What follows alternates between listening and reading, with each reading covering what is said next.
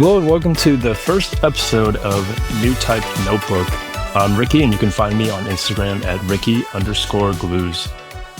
Over the past few years of building model kits, I have just been amazed by the strong sense of community that our hobby creates.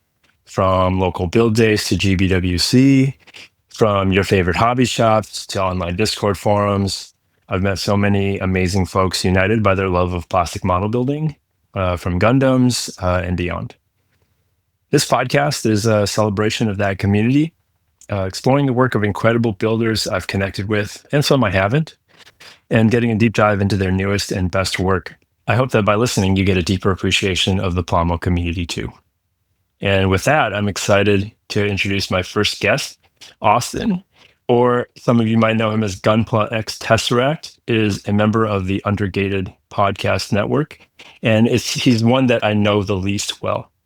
So when he took the covers off of his newest model kit, the HG Beguir Beu from The Witch of Mercury, I knew I had to have him on to talk to him. And yes, I did have to look up how to pronounce that model kit.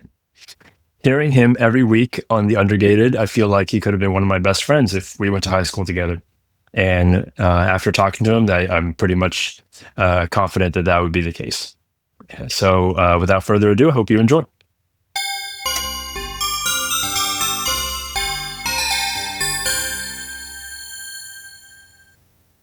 I listened to your guys' episode with Gundam. I'm just like flabbergasted at how he's like only been doing it for like a year and a half or something like that, right? Yeah. Like that's amazing. Kicked off year and a half, and he's already at this level of production. I'm like, good Lord. I mean, granted, he's I think he said he worked in advertisement. So he probably has some art background. 100%. Yeah, he's got to have for sure. Like on some level. What I've only been painting for 3 years now too.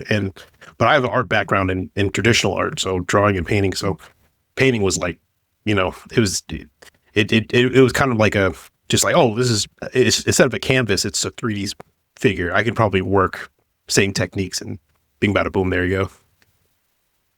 Is that something you said like formally? Yeah, I did for let's see, I took it seriously for about 7 or 6 years where I really did try to commit to study. But I've been drawing my entire life. I've been I wanted to be a comic book artist, and then a manga artist, and then just an illustrator, and then illustrator stuck for a while. And then eventually I was like, let me go change career paths. I love doing art, but you hit that wall where it's like the burnout, and the burnout is so stressed where you're just like, all right, do I keep going? Do I look for something else? And I decided to take some time out of my life to look for something else. Yeah. It can be hard to I hear, what do I hear? Like mechanics hate working on their own cars, and when you try to make money from something that you love to do, it just makes it a different relationship, right?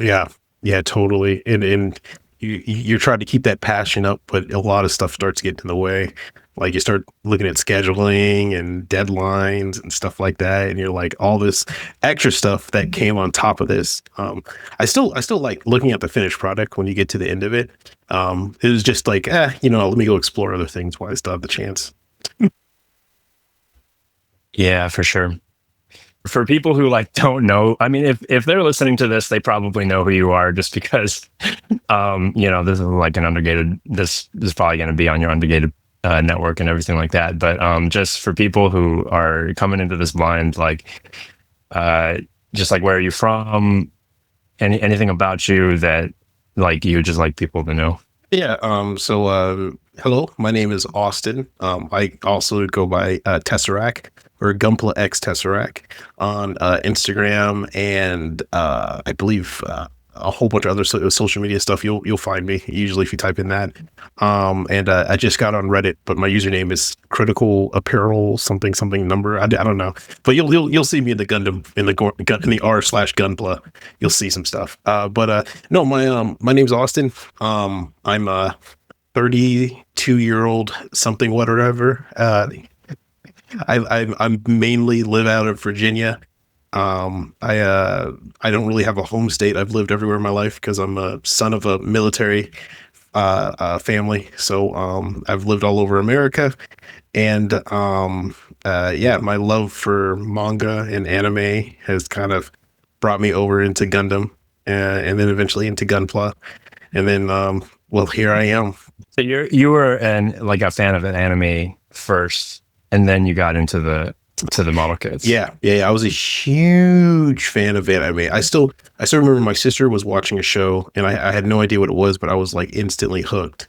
And I was thinking, like, well, this isn't Power Rangers. Like, what is this, right? Yeah. And I look at it and I realized, like, oh, what is this? And my sister said it's called Sailor Moon.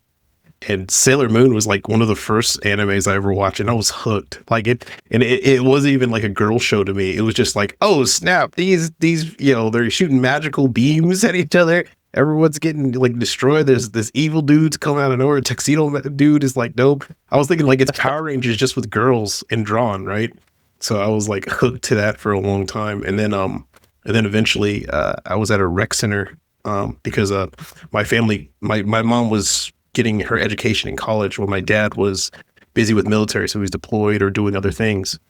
So they had to put me in like a middle daycare thing, and there was one CRT TV in the room with a VCR, and somebody brought Akira, Street Fighter, I think King of Fighters, and like something else, and I was and it goes to the show, and I was way too young to be watching all of those. So I ended up watching all of them. And that's like the golden age of like 80s and 90s anime right there. Right. Like all the greatest hits. Locked in. Nobody could pull me away from the television. I was like, this is awesome. I wanna know more about this. And then eventually I started reading manga. Rurouni Kenshin, I think, was the first like really big manga thing that got me into manga, because I had a reading disability growing up, so I was not very good at reading. I could visualize stuff is very easy for me. Reading was a pain. So went to the library one time. My mom got recommended by the librarian. She said, hey, start watching these Japanese movies because they're subtitled and they're animated.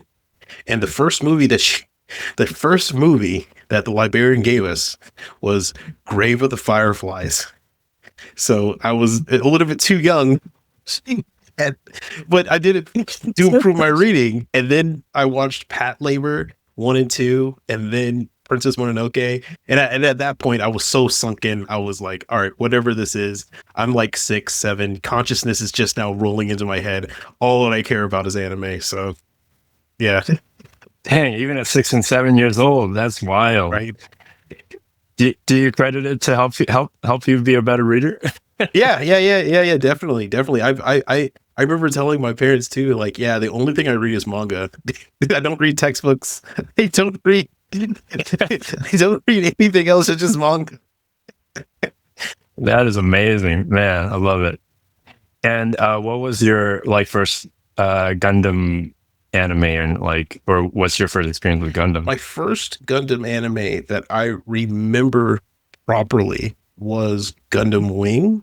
But I did watch a few episodes that were OVAs that somebody had brought to the rec center of, I believe, G Gundam. So I saw a few things but I just never recognized it as Gundam. And then I saw Gundam Wing one time, and I was like, oh, I think I know this. And Gundam Wing was the one that really, yeah. I would after every episode, I would be going around pretending I was a Gundam, blowing up the airplanes on the airbase. Yeah, man, Gundam Wing for us 30-somethings. I mean, probably anyone in America, they would just point to Gundam Wing first. Oh, yeah. I don't know. We were heading back from Plamo. I was at the TSA line, and I had 5 or 6 kits in different Pelican cases that I was trying to take through. And it was tough to pack if you've ever flown with Mecha. It's you got all this delicate plastic pieces, you got foam everywhere. You're like, man, I really hope they don't have to crack one of these boxes open. And sure enough, man, I got the red light at the TSA at the scanner, and the guy, this is in Atlanta, and the guy takes my suitcase over to the counter where they check on all the bags and stuff, and he opens it, and there's a carry-on that has like 3 Pelican cases inside of it. And he opens up one of them and he goes, "Oh, Gundam Wing. I know Gundam Wing." And I'm like, "Oh, thank goodness." I was like, "Man, what a trip." And he's like, "All right, you're good." But it still took me like 15 minutes, like just on the floor right there trying to pack everything back up. But dude, yeah, man, it's crazy. Yeah. For Gundam Wing, like so many of us, it's like our first exposure to anime, but not for you, but still like for Gundam, right? Oh yeah. For I still credit Gundam Wing as the main thing because I only glanced at Mecha, but Gundam Wing is what every time I got off the bus, I would run home and be like, "All right, Toonami time. It's time for Toonami. No one bother me. I don't have homework. Nothing else exists. Toonami until 5 o'clock." And what's great is my parents had just now started making a little bit more money, right? From my dad's the check started rolling in and we were able to afford cable for the first time. So I found Cartoon Network and Toonami was on and it was like perfect timing. And next thing you know, it was just like Toonami, Gundam Wing. And it's funny you say about the Pelican cases. I remember when we went to Plamo last year. I had brought my Pelican case and I had slapped a bunch of anime stickers on it. And I was like, well, that will probably tip them off that it's not anything crazy inside of it. So yeah, we get down to get to our luggage and I can't find mine. My luggage was apparently like pulled off to the side and put over to where the TSA thing. And I looked at the lock and I was like, they opened it. So dude, those Pelican cases, man, every time they see them, they immediately are like, all right, something's either this is a bomb. You gotta check. You got one of the boxes that I bought on Amazon. I think this is probably true of like all Pelican cases, but like they have like the product pictures on it, and it's just like it's always a gun. They always got a gun in one of those. I'm looking at it on the picture on Amazon. I'm like, well, it can fit 3 guns. I'm pretty sure it could fit like a master grade or 2. What's the scale between a gun and a Gundam? An AC 300 starts with the same words. You're like, oh great, AC 300 blackout with suppressor on it. Yeah, that should fit 1 PG. You're right. What's your first memory of like a plastic model kit? Plastic model kit, man, dude, I had always been in love with plastic model kits. So so the library I went to that was actually always handing out the Studio Ghibli things. There was a model maker, a local model maker that would actually donate his model airplane plastic kits, dioramas, and he made hundreds of them, and they were laced all throughout the library. And one thing about people is that I'm an aviation freak. It's just born in my blood because my dad's in the Air Force. So I would walk around and just look at these dioramas, these plastic model kits, and I would be like, oh man, this looks so cool. And I would just poke it, touch it, and hope no one saw me do it, right? And just I was so like entranced that I wanted to try it. So I ended up buying I think it was Tamiya plastic model kit of a P-61 Black Widow airplane. And I was young at the time, so I didn't know what I was doing. I didn't know you needed nippers. So I was using an X-Acto knife to try and cut out the plastic parts, right? I was gluing everything together without painting it first. I was taking just putting the brush in the paint and applying it without thinner or anything, just like straight on the blade. And it looked horrible, but I loved it, right? And then I kept trying and things never turned out the way I thought they would look in my head. So I kind of walked away from it. And then years down the line, I got a job at Target, and Target had just started selling Gundam model kits because Target was trying to do their venture out for any other anime, manga, stuff like that was popular.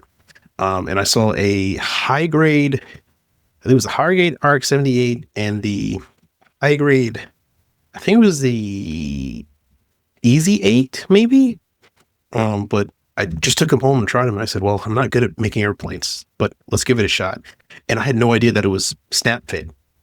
Like I remember the old commercials for Gundam Wing that they would show the model kits that you just build, right? But I was like, oh, I would love to get those, but I don't know where they are. How do I ask them, right? But this time I was like, let me try this. And it was 2016, 2015 around that time.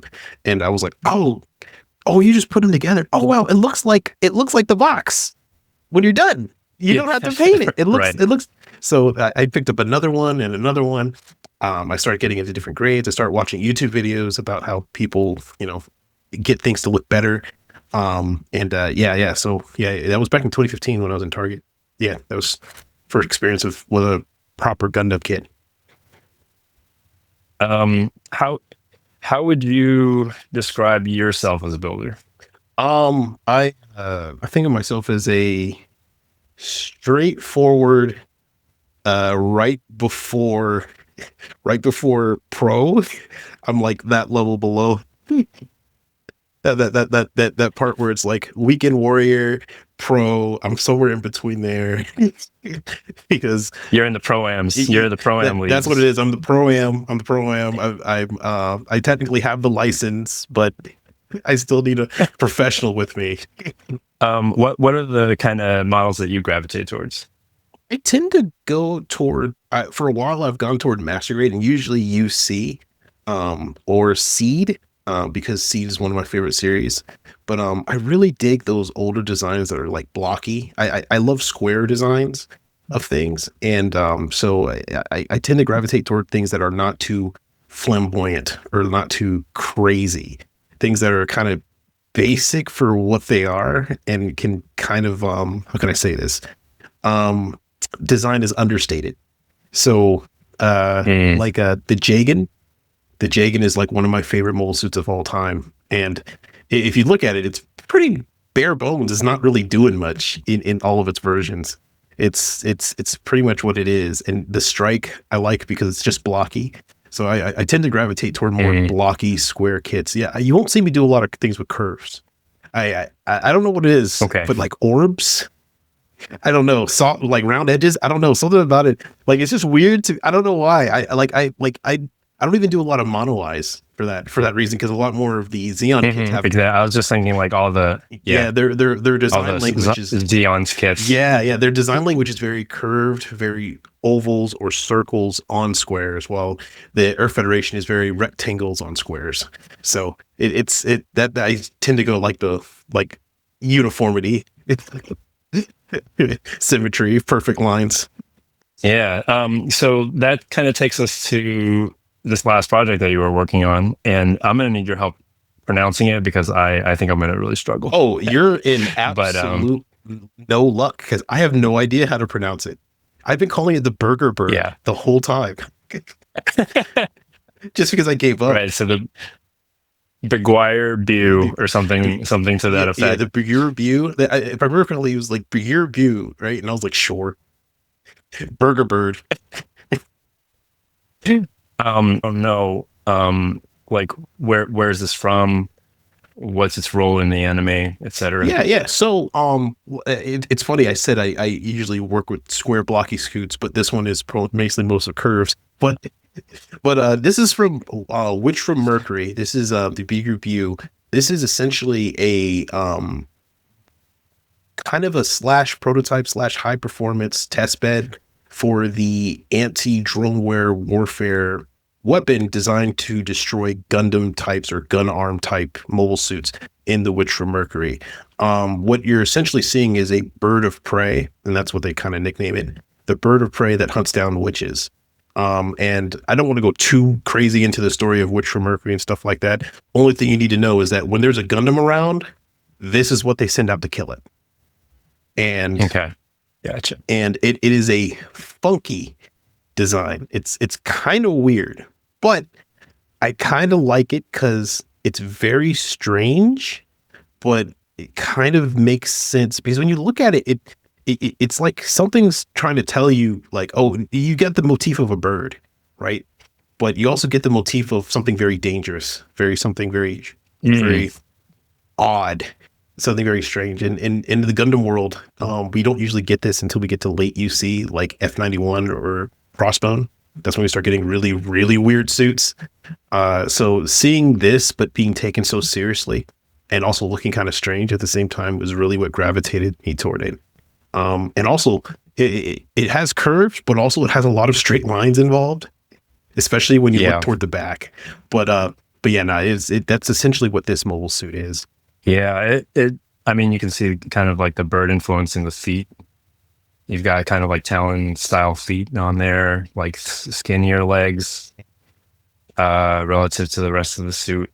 Essentially, what's your Yeah. What's your impression of the like Witch from Mercury sort of suit designs overall? I like the fact that each house they had a different main designer that made each house. So for example, the I think it's Parley or Parlo, the people who made the Farak Gundam, the designer of that actually is the guy who does Armor Core, and you can see a lot of his Armor Core influences in there.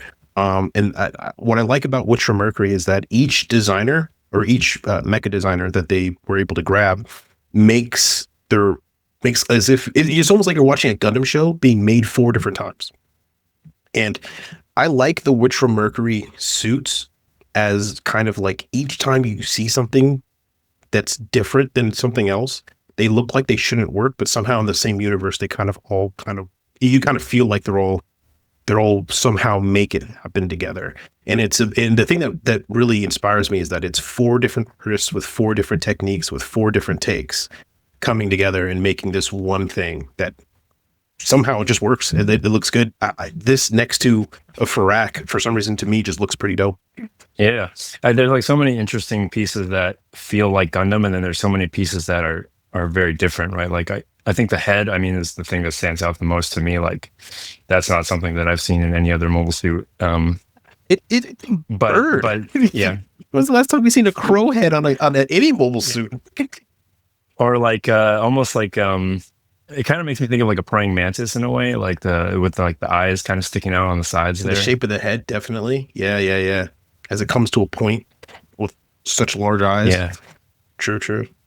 And like, what are some other things that come with the suit? So it looks like there's actually the accessories in it's not too large, but I think it's actually enough to make the design kind of poke out a little bit more. So it comes with these capacitive, they call them wrist weapons. I just call them gauntlets.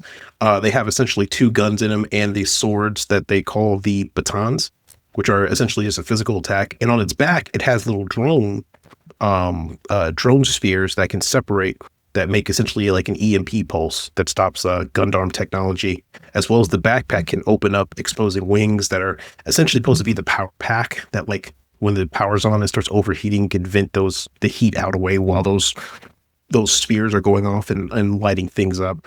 That's essentially what you get. You also get this spare stand with it. So it's actually, the accessories aren't that many, but they are pretty mighty, in my opinion. They make the kit worth it, in my opinion. You're not getting a shield. You're not getting a gun, but truth be told, the way this kind of looks and works, I don't think it needs it. Yeah. The fact that it comes with a stand as an HG is already kind of a nice bonus for sure. And it looks like it has this little extra stand here too. Yeah, well, it doesn't come with this stand per se right here in the picture. It comes with just the little tiny orb stand that carries the sphere.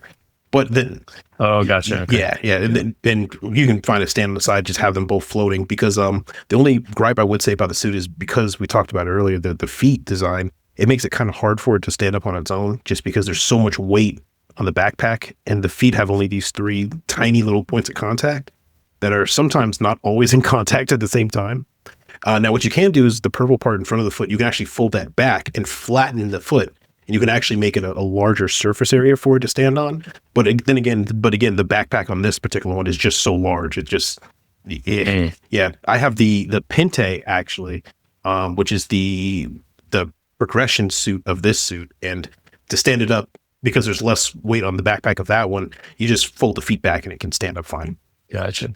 So this is the second suit in that sort of lineup that you've already built. Yeah. So this is technically in the show. This is the first suit you ever see. This is from the prequel. The Pente is the successor suit from this, and then the Michaelis is the perfected version of this suit.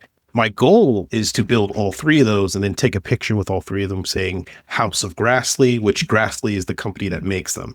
So I have 2 down. I have 1 to go, which is the Michaelis. And once we get that done, then I'll be able to have all 3 together and take a picture. Nice. Is that going to be an upcoming project? Yeah, that's an upcoming project. I have 2 projects that I'm working on. Well, one I'm still trying to decide to work on. I might have to make a poll on the social medias to see if people can vote which one they want to see. But the Michaelis is definitely on deck. That's coming up. Yeah, awesome. Let's talk about this kit in particular. And what are your thoughts on like the kit and its sort of quality? Like, was it a lot of prep work? Do you feel like it was like pretty well put together, like manufactured, engineered, design kit? Yes. So so this is the finished kit, and I gotta say, I built the Pinte, which was the first red kit. It was like red and purple, and it's the successor for this one. And I was not expecting anything out of this kit. I was just like, you know what, it's Witcher Mercury kit. Let me just go ahead and knock it down. I got all the Witcher Mercury high grades, just to try them out, just to have some fun building. And the Pinte surprised me. I was surprised at how fun it was, how much articulation, how almost nothing gets in the way. And that was like a really big surprise for me, especially when it came to posing. So I kind of slowly fell in love with that and decided, all right, let's do all the Grassley House stuff if the design language is going to be similar to this. And this was just next up on the line. And I've got to say, all the stuff about the Pinte, I loved. I think the Pinte is slightly better because, like I said earlier, the backpack on this is pretty heavy. So the weight distribution isn't exactly 1-to-1 like the Pinte is, but it does look pretty freaking cool. It does look pretty cool when it's done. Painting wise, it's very simple. There's actually not a lot of parts. It's not very complex. It's actually kind of a simpler build than most high grades I come across. And because of the way it's designed, there's almost no seam lines. There was almost no nub removal or cleanup required. You could slap this thing together and pretty much have a pretty good to go kit right off the doozy. So I was very impressed with the Pinte. I'm still impressed by this. These Witcher Mercury kits are right on spot for me, and I really enjoyed this one. And the thing that I like the most too is that the plastic, they give you the option to have the holographic little sensor stuff. You can place it inside or on the outside of the clear. So if you want it to be really shiny on the outside, you can do that. If you want to put it underneath and have it reflecting inside, that's completely up to you, which I really appreciated. But yeah. Well, that's fun. Let's talk about your prep process a little bit. Do you have sort of go-to tools? You're not using an X-Acto knife quite as... I'll say first, like an X-Acto knife at like 9 or 10 years old or whatever you were using. I think the first thing that I was using as a kid were like nail clippers. Yeah. And, that would get the job mostly done, but there would always still be like a nub there, and I never sanded anything. And I will say this, though. You probably have kept a lot more of your skin than I did. The X-Acto knife would go flying off. I would be missing like pieces of skin on my knuckle, and my father would be like, "What happened?" And I was like, "Oh." And my dad's like, "Oh, geez, all right, you're done. Your mother told me to watch you. In 15 minutes now, you almost cut off both of your hands." Yeah. Do you have like a sanding process? Yeah. Yeah. So I used to cut with God hands, the single blade, the high end $60 ones. I think what grade 900 they call it or whatever. But I got a pair of Zenith Pros from our sponsor, Chris over at Vulcan Hobby. And ever since then I've been using those, and they're actually a dual bladed nipper, and it's a very thick, and it's made of like I think it's made of tungsten. So it's not like the traditional steel or aluminum ones. These ones are actually like super heavy duty, and they just cut through the plastic every time. I haven't had to sharpen them or oil them up. They have 2 different controls for springs, but they just cut through them. And I do the double cut method. So I cut one off the runner itself, then cut a little bit closer to the kit. What I'll usually do then, if I'm cutting close to the kit though, if it's a softer plastic, I'll actually grab the God hand and I'll go in with the God hand to do the second cut. So I'll have 2 nippers with me. That way I can get the cleanest cut I can closest there. And the larger Zenith ones that are a little bit more powerhouse, I don't have to worry about the God hands breaking, getting stuff off the runner, because if you cut the God hands and you twist, you risk snapping the God hands off. So yeah, my process is the 2 cut method, and then I sand usually starting with grit level 600. I know a lot of people do like 800 to 600, and then maybe sometimes 400. I usually start from 600 and work my way up. So 600 to 800 to 1,000, and 1,000 is usually my finish off, where I'm trying to get everything uniform, everything polished, and everything kind of clean and finished up after that. If the plastic is a little bit more brittle, a little bit older, I'll actually go all the way down to 230. and I'll just destroy the plastic. 230 grit is essentially asphalt. Wow. Right? Yeah, I'll just I'll destroy the plastic and then work my way up each level. For almost, I think sanding for me for every individual part takes about 10 minutes because I'm such a fanatic with smooth surfaces. I think all of us at one point had taken X-Acto knives to try to cut the nub off, and we cut a little bit too much plastic, and then we try to get it even. I think those days have kind of like turned me. So now I'm so afraid of taking off so much plastic that unless I annihilate it, and then I just work my way back until everything's completely even. Yeah, I think you and I are pretty similar. Like I default to 600 first usually, as well. Because that does more than enough to take care of most nubs, and then work my way up to 800, and then like I think starting at 800 is almost like too hard. Like I find like I'm just sanding and sanding and sanding, and it's like not really cleaning up quite as much as like if you just use a higher grit. Right? Yeah. And 800 for a lot of people is the finish work, right? They usually never go to 1,000 because you can barely ever see the difference in 1,000 unless you're priming with 1,500. If you're priming with a very high level thinner, if they're a primer, then every scratch on that is going to show up. Then you're going to probably have to break out the 1,200, maybe even 1,500, even 2,000 sometimes to get rid of micro scratches, which is at that point you're polishing a kit really. Right. I've been a fan of the gun primer balancers. So after 800, I'll usually hit with the gray. And then I know some people will go to the green and white, but I think I prime with 1,500. So at the gray balancer, it's usually enough to keep it like really clean. Yeah, I like the gun primer ones too. My store just recently started holding them. I was always defaulting to the God Hand multi-pack kit sponges, and having every color under the rainbow, and then just sorting those out and try to get them square. But I figured out a while back or actually more toward recently, that the sponges are really good for curves. But for straight lines, man, you're going to need like a board or you could like the carbon fiber stick ones to stick on there. I wish I knew that sooner. Yeah, I tend to use a sponge basically for everything that I do too, and I do notice that like you just kind of lose some hard corners, right? And so I'm trying to work through like using a few more sticks or some harder pieces too, just for that reason. Those chamfered edges are really in danger of it, because when it rolls over, it just kind of mellows those out, and it makes it just one long curve. Yeah, exactly. Since you brought it up, what level primer are you working with usually? Yeah, so I usually work with 1,200. I was at one point trying 1,500, but 1,500 for me is if I'm doing master grade or above. That's just because larger size, finer details. For a high grade or below, 1,200 usually gets the job done. Even 1,000 if it's black primer, because the black primer, sometimes I'll be using that as like a pre-shading type of effect. So I don't need it to be as fine. But usually 1,200 is the range I prefer to stay in. And with the level of paint that I work with very thin layers of paint, where the primer really needs to be not too crazy thin, like 1,500. Where you look at it wrong, it could scratch off. But I don't need it to be rugged enough where it's 1,000, where I could throw it outside against the wall and be fine. Was there any seam line removal that had to happen with this one?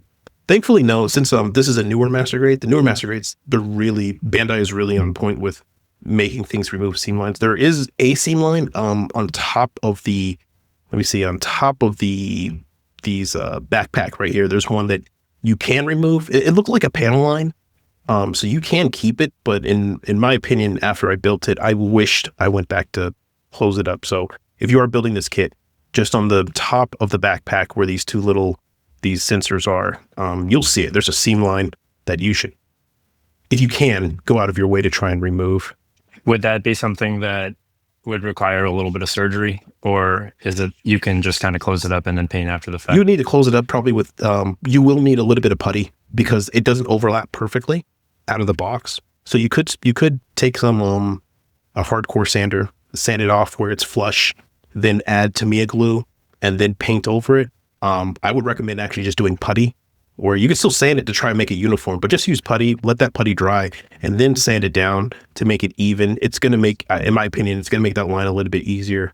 And also it leaves you more room for error, because instead of taking away plastic, you're adding and then removing as such. So it gives you more opportunity to get it right than, one and done. Yeah. Which gets to your kit and scribing too. So is there, do you rescribe typically? Yeah. I usually rescribe just because the paint process will add that layer, into the panel lines, and you want a good panel line flow. Usually I rescribe mostly where, let's see if we can get zoomed in here, where the head, these two lines, right here. I rescribed the shoulders here, and on the arms, I added these little square sections here for just a little bit more flair, to make it not so basic. Then rescribed on top of the gun gauntlets. I rescribed on top of the gauntlets at all these lines here. So every line here has been rescribed, cut in again, to give it a little bit of room, and cut out a little bit more here on the shoulder. So when I put the ink in there, it'll just flow straight through. And thankfully it worked like a charm. Usually when I rescribe stuff, I always mess up somewhere in something. But this time it was pretty good. Same. We also rescribed here. We added these lines here. We cut out a chunk here into the knee. We rescribed all the legs here to deepen these lines. And on the back side, we rescribed a bit there. And on the backpack as well, we rescribed. So essentially almost everything that I feel like will be at least seen as a line is rescribed. That's just my process. I have a unhealthy obsession with watching ink flow through lines, float like a satisfying, like there. If it ever pools somewhere, I start to go like, Yeah. Same. Absolutely. Do you go with like a 0.125, or what's your favorite? I was working on a master grade AH1, and the V-fin I overscribed, and the V-fin snapped in half. And I started freaking out, and I had to snap the other one, and now it just has clipped V-fins. And everybody, everybody was like, I know a bunch of people were like, yeah, that was a really good choice there to go clip V-fins. I'm like, yeah, good choice. Good choice. Yeah, it's a happy accident. Yeah, right? Happy accident. What mistake on a seam line? How do you usually approach fixing it? Oh man, I usually go to the putty, the good old Tamiya putty, fill it in, let it dry, and then try to save it. If that doesn't work, time to go buy another piece. Got to go buy another kit. I have on my strike, which is you can see on Instagram, that chest piece is a replacement piece. I went out and bought a new master grade strike just because the putty wasn't fixing that cut. So I was like, that was too deep. It's not gonna work. So I had to go buy a new one just to steal the chest piece. And put it on there.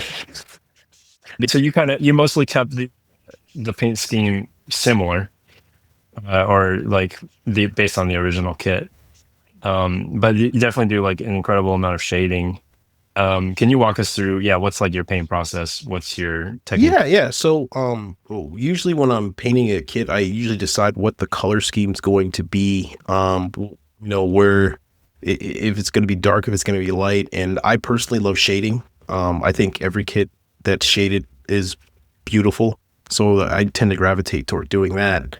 There's only a few times I've done clean colors kits, which they look fine to me, but shading for some reason is just that extra of a detail. But when I'm painting, I'm usually deciding the color scheme, and once I decide it, it's a process of priming, and then if I'm shading, it's pre-shading, and there's a couple options and different ways I can do it. If I'm priming a kit that's mainly white, then I will usually prime it actually in black, and then take a white paint and layer the white paint on top, leaving a little bit of the black underneath to see where the shading is that I would like to be. If I'm painting something that's like gray or have other things, of course it's a gray primer, and then I'll actually take a black paint like SMS, jet black, and actually go across the edges of a piece where I want the shading to be emphasized, and then go in with whatever main color that's there and work it out. And when I paint, I usually paint in small circles. for very small circles, just adding on layers onto a kit and working my way toward the edges, starting from the center and working my way to the edges in small circles. That's a technique I picked up when I was learning how to paint back in the old days when I was young. It's a popular technique for, I think, airplane models. Yeah. Right. To use like the small circle technique and to build layers that way. Yeah. Yeah. As a matter of fact, that's actually where, that's where I got it from, because I was watching a lot of like World War II planes built, and they're doing the camo. You do it in small circular motions and bring yourselves out. But then once the pre-shading's done, which it's either those two ways, either it's black primer or it's gray with a black paint that's lined out, where I want, then I would just, use whatever color and use the small circle shades to build layers. And I usually shoot my gun a little bit closer to kits than most people do. I know some people keep it about a foot or maybe 10 inches away. I'm painting it sometimes at least like 4 to 5 inches away sometimes. And my air pressure is higher than most. So I know a lot of people paint it like, I think 13 PSI to 18 PSI. I'm usually painting primarily at 22 to 25. So, and that would be regardless of what paint I'm using. I know with SMS, sometimes I need to bump it up to 27 because it's just so thick, even though it's pre-thinned. For when it's acrylic, it's a little bit lower, maybe 19, maybe 20, but I primarily work in lacquer. So I have to bump it up to 22, 20, 25. And my trigger, I have a little dial on my trigger, and I actually put sometimes a little, I cut off a piece of cotton, and I'll actually put it in between the trigger where I pull it back to stop my action from going too far. So I'm only opening the nozzle maybe a quarter of a centimeter at a time. So my paint's coming out very quick, but in a very, very fine line. So painting for me takes a very long time, but I work with the slow circle situation until it gets out. And I feel like that gives me the greatest level of control and prevents me from over painting. Yeah. Are you using a 0.2? No, I'm using a 0.3. Or using a 0.3? Yeah, I need to buy a 0.2 or a 0.1. That would solve my issue. I have a 0.5, but that's the opposite direction. Yeah, that's going the wrong way. Going the wrong way. So you really have to get up close, and you're really paying close attention to like where your paint is going and where it's not going, and you're trying not to over paint because you don't want to cover up all the pre-shading work that you're doing too. Yeah. I don't want to essentially annihilate all this here, this blue color level that I have here. It's funny because once you get done painting a piece, what I usually have is a tray next to me with all the other pieces that are complete, but I take them off and I'm constantly putting them under the light and just seeing if the values match. Checking to make sure that I'm not overpainted, that everything looks like it's still uniform within themselves, and then go back, add a little bit more, put it like that. And it's a very slow, very methodical process, but it's all about just making sure you don't destroy your pre-shading and you don't add too much. Yeah.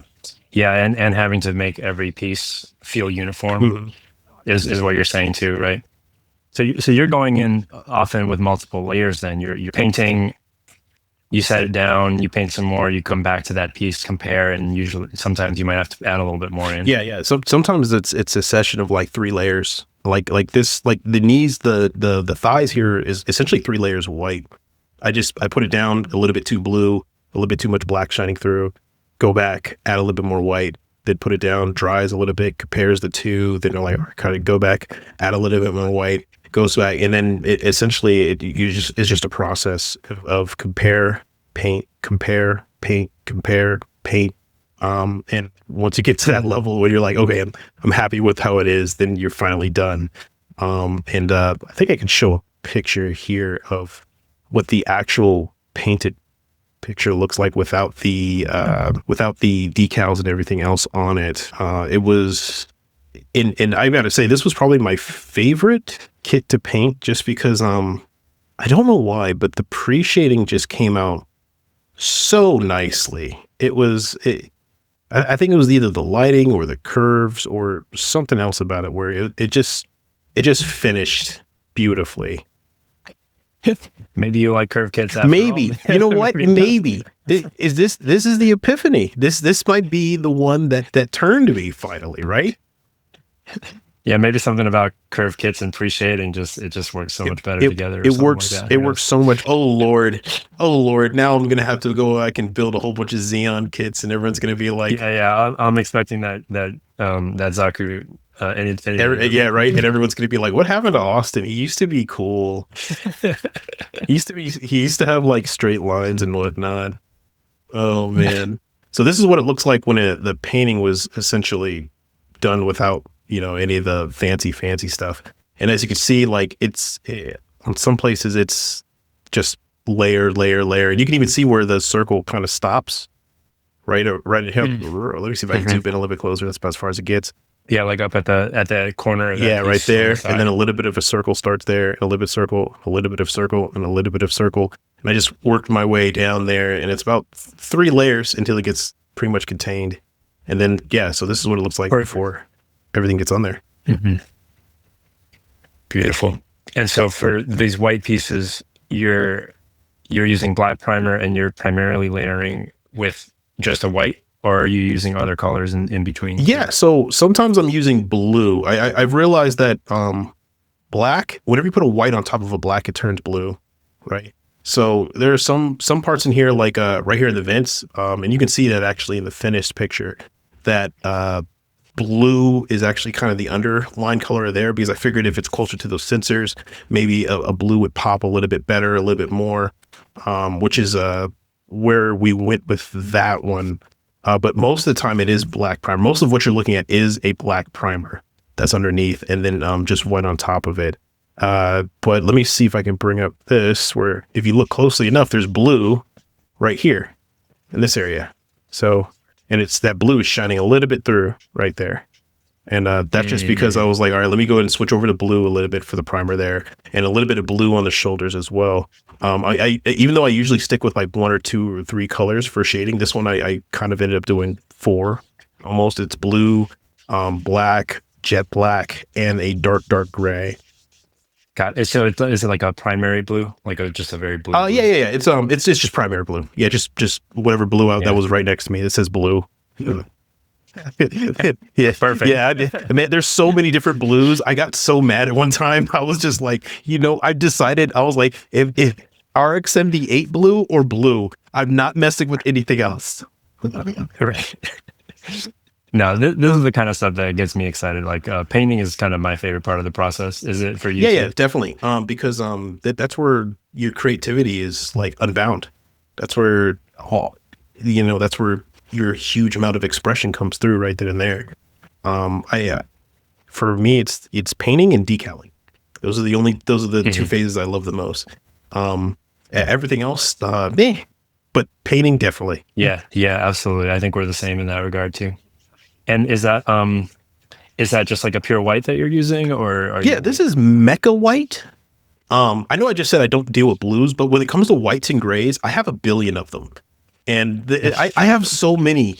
I have off-white 1 through 6, right? I have Fetty White, Xeon White, but this is Mecha White from Splash Paints.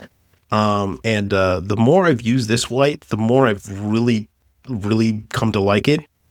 Usually when I get a white, you either get that cool white or the warm white, like the eggshell. This is like the first white I've come across that's almost purely neutral. Like no matter where I put it, it looks like it's not really either or. Yeah, that's a good way to put it. Yeah, I prefer a neutral white. And I'll do off white, maybe off shades if I'm doing certain sections, maybe separate pieces like on a 3.0 Gundam, like those certain type of panels that need to be off white or warm white, sure, like that. But I like those to be accent colors. I like neutral white to be the base, and then build upon that. So. This is Mecha White, which is pretty much a neutral white. In person, it even looks more neutral than this. I think the photo is probably not doing it justice. Yeah, I love Mecha White too, and it's you really only almost can tell the difference only when you have like a pure white piece next to it. Right. Otherwise, you would almost feel like, oh, it's just white. It maybe gives off like a little bit of gray, but only like if you have a pure white piece right next to it. Yeah. It Just like a that little tiny touch. And I have a matter of fact, pure white, Mecha white, and RX-78 white all next to each other. Just so when I'm painting, I know I can like, all right, I can visualize which one I'm getting here. Yeah. Let's talk about the purple sections. Yeah. So the purple sections are what are you doing next? So this is actually Mr. Hobby. This is the actual purple that they make for this kit. I think Mr. Hobby, it's the Aqueous. Like the Aqueous. Yeah, the Aqueous lineup for this kit. But I initially put it on there. I did not like actually the way it turned out. So this is their initial paints mixed with blue, mixed with white, and mixed with a little bit of green, actually, just like a drop of green. And I believe I added a little bit more white in there than most to make it a little bit more paler, because I figured, you know what, the original kit is very vibrant, the purple is very extreme, and for this I wanted it to be more saturated or desaturated, more cooler. I want it to look more intimidating, and I know cooler colors kind of make things look more like death. So I was like, let's tone down this purple here. So there's a lot of white, a little bit of blue to save it, to bring it back up, and a little bit of green. Just so and did I add orange? No, I didn't add orange. Yeah, just a drop of green, just to bring it a little bit more vibrant. Because the first initial white I put in, it bleached it out. From a color theory standpoint, so green is an interesting choice, and not one that I think I'm not really like a color person. Could you go into a little bit more like what that green is doing to the color? Yeah. So for colors that you want to make duller or you want to make more vibrant, especially for duller, what you can do is you can actually look over to where I believe it's the complementary color, if I remember correctly. Oh man, this is years of old color wheel theory. I have to build in my head again. So red, blue, and yellow, right? So we have red and yellow on one side of the color wheel, right? And in between there, you have orange. And on the opposite of orange, you have blue. Whatever color you're mixing, if you go to the opposite side and you add a little bit of that, you'll actually dull the color. So if you ever want to dull the vibrancy of a color, you add orange. Of blue, or you want a dull color of whatever color you have, you add the opposite of it. So if you ever want to make a color a little bit more saturated, you actually add the color that's next to it. So green. So it was for blue. So I added just a little bit of blue just to save it a little bit, because it was so whited out that I wanted to add a little bit more blue into it. And you add bright colors. So if you want to save vibrancy of a blue, you usually add neon blue or neon green, and you can bring it back actually a little bit. This is purple. So at this point, I can actually add green because it's not directly next to it. It's actually one step away. It'll actually save it a little bit. But like I said, that's all what that green is doing. And it's literally just a drop of it. So whatever effect it's having, it's very nullified, but it's just enough where it doesn't look like it's bleached. Yeah. Listen, that was my favorite explanation of color theory. That made so much more sense in my head than anything else I've seen. So I appreciate that. Yeah. No, the artist that my art teacher would drill it in my head. He's like, no, don't add black into it because that doesn't dull the color, Austen. Go to the opposite side. And I was just like, but it makes no sense. He was like, no, it makes sense. And he would see, that is exactly what I've been doing this whole time, is just adding white and black, and that's like not working for me. That's awesome. And then you are you call them the gauntlet, the blades. Oh, bayonets. Those are painted as well. No, those are unpainted. I actually was going to paint them, but I realized that the colors I was mixing, there was just nothing I was liking. There was a very vibrant turquoise that I made and kind of a purple one, and I kept looking at it and I was like, I really like these. I just like them the way they are. I like, you know what? Forget it. Why even paint it if I'm really enjoying where they are anyway? So I said, forget it. They're the only part on the kit that's not painted. And I just love but I think it looks great. Oh, thank you. Yeah. I love the color out of the box. I was looking at that like, I don't think I can do better than this.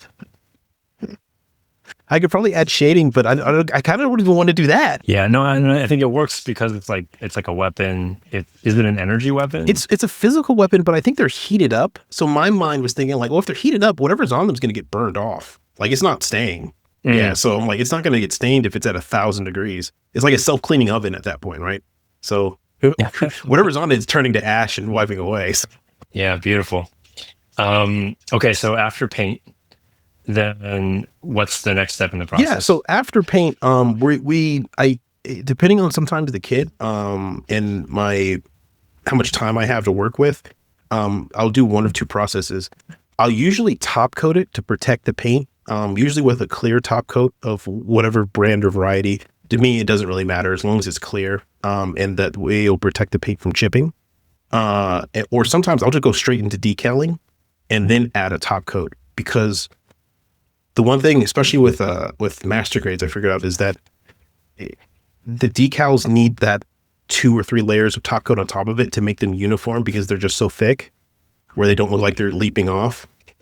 For this one, I decided to go straight to decaling, because I figured I was just going to top coat this 3 or 4 times anyway with the weathering and with the Tamiya powder, which needs a matte coat to adhere to anyway.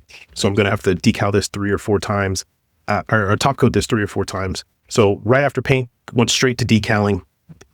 Just decaling, slap the decals on, added the little what do they call it? The little caution areas where it was kind of difficult to reach. Make sure those are all adhered, and then top coated that with matte immediately after. And then after that, I went in and painted the small details. So on the shoulders, these little oval things are actually, fit clear, but I went in there and painted those, painted this area, painted the little tubes here and whatnot, and then painted the little areas here inside the vents after the top coat dried, and then top coated it again with another matte coat, this time, so I could do the Tamiya weathering powder.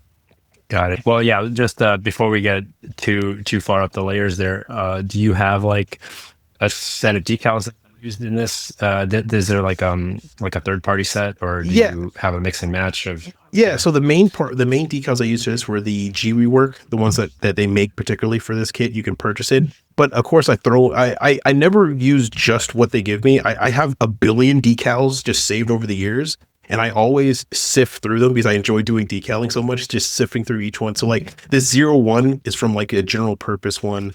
There's some Japanese text ones that are just from, just a random friend. I don't even know what it was for. It's just something I collected over the years.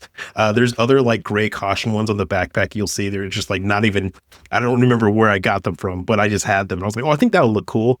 And like little caution signs that have like little words that go through. I have billions of decal sheets. If I were to say how many I use with this, I think that leaves like 7 different sheets of decals.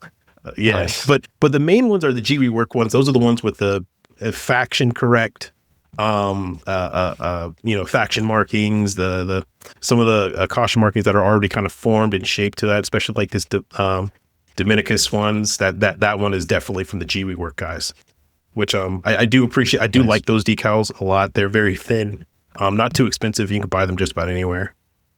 And then you do some detail painting after a top coat. Yeah. Above your decals. Yeah. I really want to start doing enamel painting, because I like able to do the enamel wash to get off into the thin areas. But right now I just use acrylic. Honestly, I'm just go in there with a little bit of acrylic, a little thin brush, and just go in there and just touch up best I can. I sometimes use the oil pencils. So I have charcoal and oil pencils that I sometimes use to fill in an area with a little bit like of a dirt sandy kind of effect.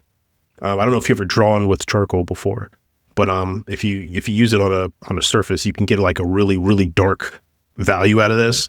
And sometimes the flakes you can get off and kind of just smudge in there if you have a little toothpick, and get a little dirt and dust, the kind of natural form dust along with that layer of weathering that you're doing.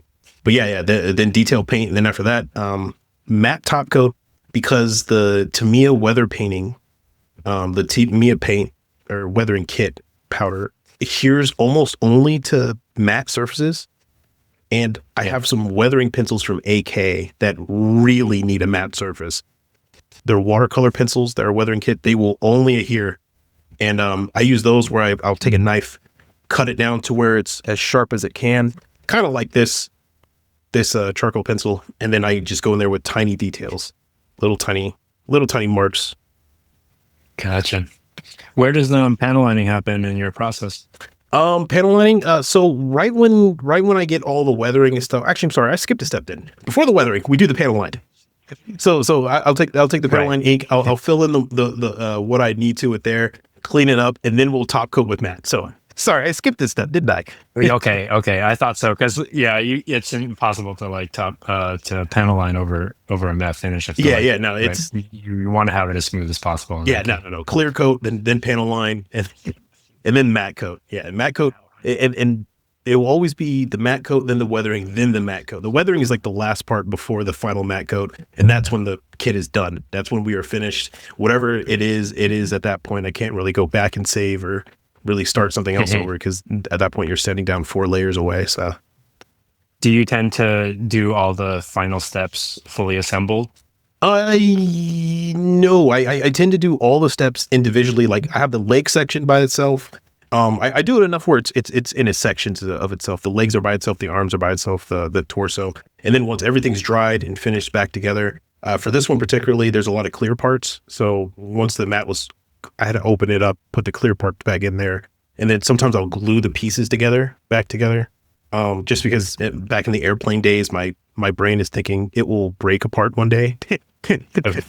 Yeah. So I sometimes glue these pieces down back together, and they're dry, and then I fully assemble the kit. And it's very rare. The only time the kit will ever be fully assembled is before I break it down for painting. When I'm done and just checking it, making sure everything's good to go. Because I prime individual pieces. I don't prime it together. I always break it apart in individual prime.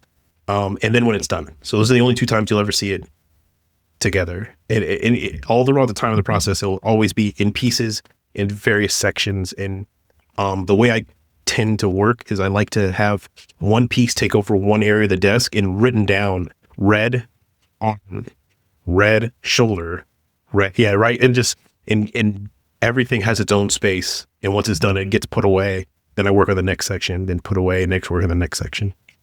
Awesome. It's always interesting to hear how like different builders organize as they're working, because I think it's something that's so different for everybody, right? Right. Everyone has their own style. I remember I was talking to Cooper. Cooper was like, some people build their section like the chest, paint it, decal it, do everything, finish it completely, and then move on to the arm where they paint it, decal it. I can't do that. If I'm painting, the whole thing's gonna have to get painted. Yeah.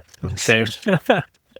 Same. I hate having to put the same color into the gun twice. Right. So I'm like, everything. If everything white's getting painted all at once, if I can help it. A 3-hour session, 4-hour session, it doesn't matter. It's all getting painted. If it's all white, if it's all purple, it's all getting painted this day. Right. Exactly. Like I usually put the boys to bed, and I tell my wife, like, I'm going to go sit down and paint, and then I'll be done when it's done. Yeah.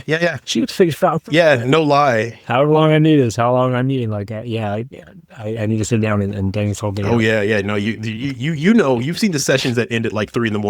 You're like, okay, I've never done that. Oh.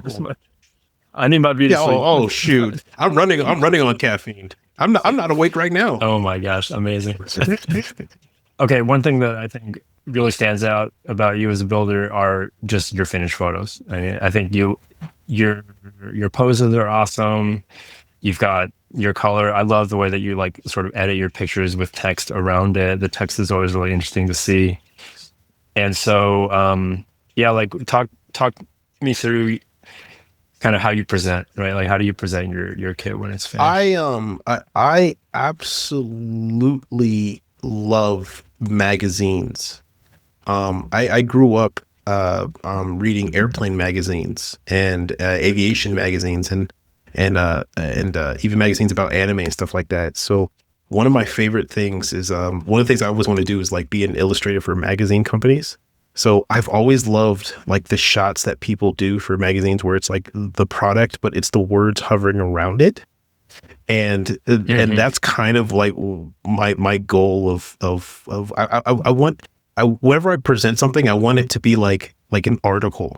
Like here's this piece of research being presented to everybody about like what it is and how it became to be. And I want people to like learn something that I've learned as well while building the suit, because I don't know. I've always been attracted to magazines and how they are. And then for poses, I just love photography. My mother is a photographer, so I think it rubbed off on me where if you can make something beautiful, try to make something beautiful. So that's pretty much where that draws from. Yeah, that's awesome. Yeah, it really does feel like what is that term that they use when they lay out a magazine spread? Like it's you're doing a spread. You're not just taking a picture, you're doing a whole spread. Yeah. And that's super cool. What are you using any particular software for the edits? Yeah, so I'm very cheap. I cannot afford Adobe Illustrator. I have been trained in Illustrator back in the old college days, but I don't want to pay $100 a year or a month. Who does? So I use Snapseed for editing directly on my phone after I take a picture, or if I'm editing on the computer, I use Polar. Those are my go-to. And what's really cool is that I think the AI things where you like tell the phone or the editor on the computer to delete certain stuff is like now becoming part of the process, where I just tell it to delete stands. I'm like, hey, see that stand? Just delete that. So it looks like it's floating in the air. Right. And see, so this one is through Snapseed. So I didn't tell it to delete this little part right here, but there's a huge stand behind it. But if you go a little bit further into the picture though, there you go. There was a stand right here in the middle that got completely deleted out. And that's from... Oh, that's really cool. Yeah. That's a clever use of the AI. Yeah. And that's the only use I found with the AI that's really helpful so far. Because the one thing I'm afraid of is that it's funny you say that for the pictures. The one thing I'm afraid of is presenting it in a way where it's not actually what it looks like. Like I don't want to lie to the audience or lie to the people I'm showing. Like, it's way more purple than what it is in real life. And I always feel like those generative machines where it says, here, click this button, we'll fix this photo for you. Makes your kit look completely like superly different. You're like, what the heck? Yeah. Especially something like a model kit in color. Trying to faithfully present it as it looks in real life is important, right? Yeah. And definitely difficult because you're trying to mix saturations, tones, color shifting tones, and then if you're shooting in RAW or HD or HDR, which apparently there's HDR 11 now, they tend to blow up colors to make it a little bit, they do it to make it look more vibrant and more eye-catching, but also kind of isn't really as honest if you were seeing it in person as well. And I shoot on two cameras. I have my Google Pixel 10, which I do for a little bit closer shots. And then I have a camera that Coop gave me, which is the Sony I believe this is the A2 maybe? But it's a pretty high-end, a ZA2, I think. It's a pretty high-end camera. So, so the photos always come out crisp and clean. But both of them have like auto adjusting way more on the phone than the camera. So sometimes I have to go into editing and dial those back a bit just so people can get more of a faithful representation of what the kit looks like. Yeah, that's beautiful. What would you say from start to completion, the time frame that it took for this kit in particular? If so the amount of hours I put into it, I think this is around 28 to 30 hours of work for this high grade. Now it took me 2 months because I was moving. I moved from apartment to apartment, but but under the light, probably about 30 hours. If I were to, go hardcore, I could probably knock this out in 3-4 days. Way quicker than a master grade. A master grade for me takes 2 weeks at the minimum. just because of how much I paint, how much layer it takes, and attention to detail. So for about 30 hours, this is about 30 hours of work. Beautiful. Well, thank you for sharing it with us, man. When I first saw it, I was like, listen, I got to get Austen to sit down and talk with me about it and give us all the secret sauce, so I really appreciate that. Yeah, no. Before we go, we've got a couple of quick hitter questions. So I'm just going to throw them at you and you can answer them however you want. All right, let's do it to it. So, all right, first one is, what is your all-time favorite kit that you've built? My all-time favorite kit that I've built right now is the Master Grade Strike. Actually, the Perfect Strike. So the one with all the backpacks, all the crits. I put my heart and soul into it, and it is one of my favorite designs from one of my favorite anime. How many kits do you have in your backlog? Oh God.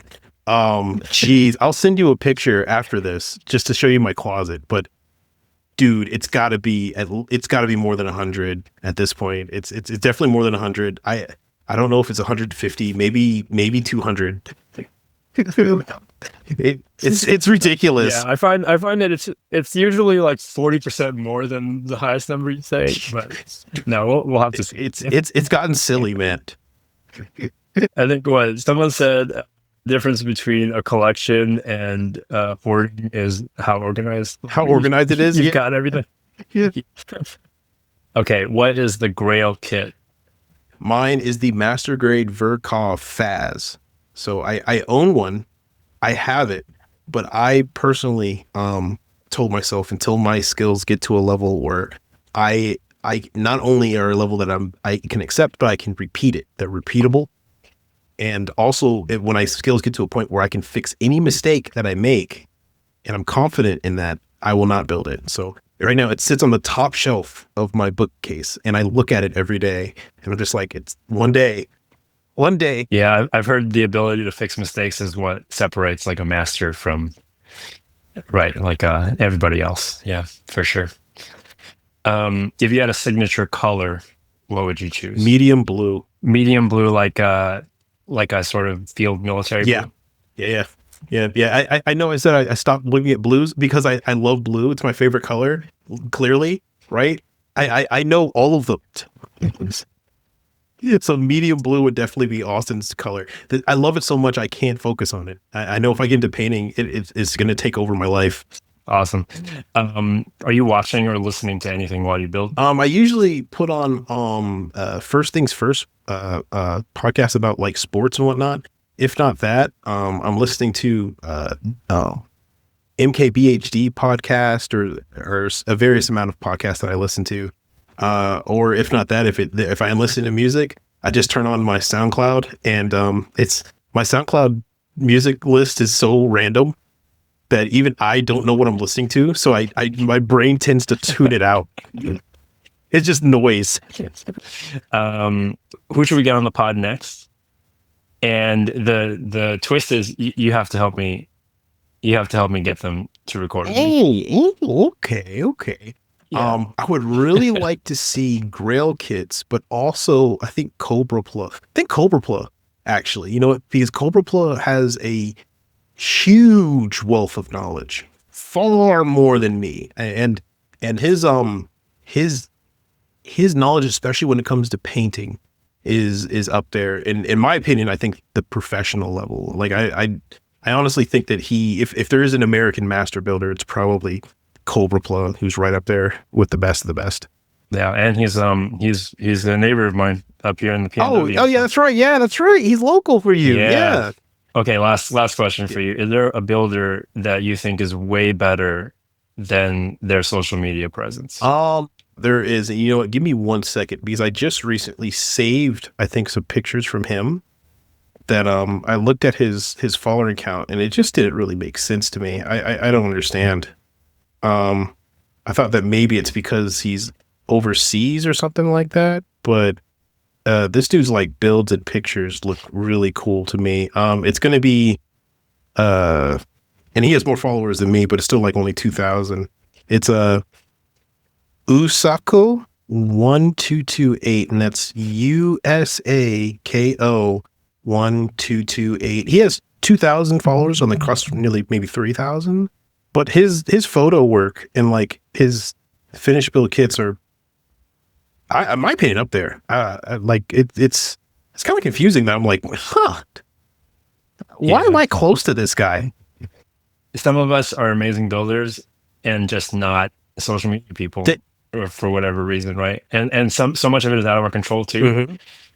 And so I think I never try to look at follower count as like the evaluation of the quality of a builder, 100%. Right? I was never a social media person. Cooper had it, even through high school. I've never had a social media account, or if I did have one, I never used it, right? For years. And Cooper invited me onto the podcast, and that's when I first made an Instagram account that was worth anything.